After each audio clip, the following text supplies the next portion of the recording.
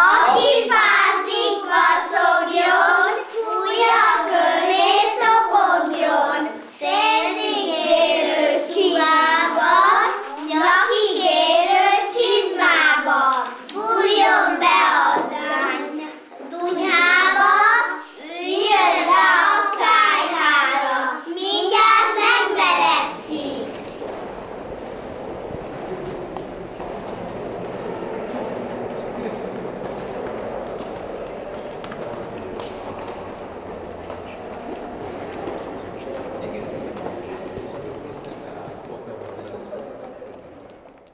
2011. március 5-e Budapest. Az 5. jótékonysági kereszténydemokrata bál. Megérkeznek a vendégek, közöttük Semjén Zsolt, miniszterelnök helyettes, a bál védnöke Harag Péter, a Kereszténydemokrata Néppárt parlamenti frakciójának vezetője. Az eddigi támogatottakat említik: a Csángóföldi keresztülő programot, a felvidéki Kiskövest magyar óvodájának konyháját szerelték fel, aztán a kárpátaljai Rahó és a délvidéki Kevi magyar tagozatának tantermeit újították fel.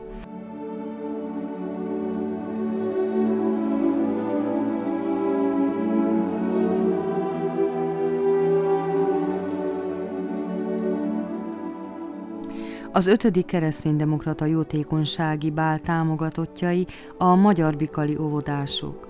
Az adományokból az épület fűtését szeretnék megoldani. A 90-es évek elején a kisgyermek létszám miatt megszűnt az óvoda. Ekkor úgy döntött a gyülekezetünk presbitériuma, hogy óvodát alapít, egyrészt a gyermekek vallásos nevelése érdekében, másrészt a hiányzó állami óvoda pótlására. Óvodánk gyülekezetünk legfontosabb projektje. Felfogásunkat a példabeszédek 22. részének 6. verse határozza meg. Neveld a gyermeket a neki megfelelő módon, még ha megöregszik, akkor sem tér el attól. Mély kútba tekintés, aranyszálas szakadék, benne láttam textérkémet, bíborba, vásonyba, gyöngyös koszorúba. Már én innen nem mehetek, többet vissza nem jöhetek, bíborba, vásonyba, gyöngyös koszorúba. Dorosz. Budapestem, hány méterre? 10, 1, 2, 3, 4, 5, 6, 7, 8, 9, 10. Ki húzzon ki? Gyorsan. Bettina.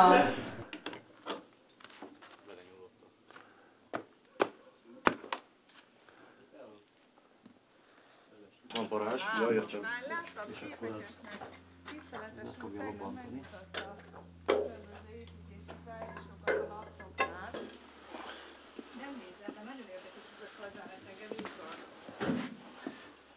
És akkor ez mennyi időre elegendő egyébként? Hát szerintem egy ilyen kazán fa az 3-4 órát. Én csak szeptember 1-től vagyok megválasztott lelkésze Magyar Bikalnak, és mondhatom azt, hogy én szerencsés ember vagyok, mert olyan elődeim voltak, akik kijártak bizonyos utakat a gyülekezetnek a különböző tevékenységének a megszervezésére, többek között a régi egyházi iskola épületének a rendbetétele, az egy ilyen projekt volt, ami az elmúlt 15 évben az mindig mondjuk, hogy élőbe volt tartva. Hát most, amit el lehet mondani az épületről, az, hogy óvodát működtet benne az egyház és az önkormányzat karöltve, hiszen az elmúlt 2 évben meg tudott egyezni az egyház az önkormányzattal, hogy mi adjuk a helyet, a termet, és mi biztosítjuk a külső feltételeket, az önkormányzat pedig biztosítja a fizetést az óvónőnek és a takarítónőnek. Na most ez egy nagyon szerencsés találkozás volt a Harag Péter barátunk és a mi gyülekezetünk, a mi közösségünk között, hiszen meg tudtunk oldani egy olyan sürgős problémát, ami nélkül valószínűleg az óvoda idén már nem tudott volna működni, hiszen nem engedélyeztek volna, hogyha nincs központi fűtés, illetve nincsenek meg a feltételek a tisztálkodásra a gyerekeknek, tehát meleg víz és fűtött mellékhelyiségek.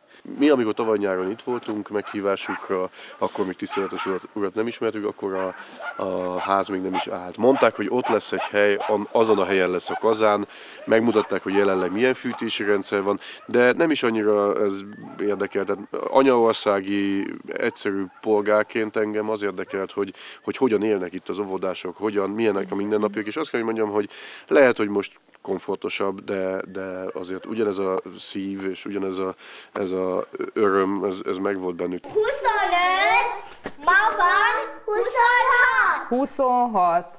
Majd megkeressük a 26-os. Tényleg jobban tudják, hogy milyen idő. Addig te tovább kérded, míg Ovo néni megkeresi.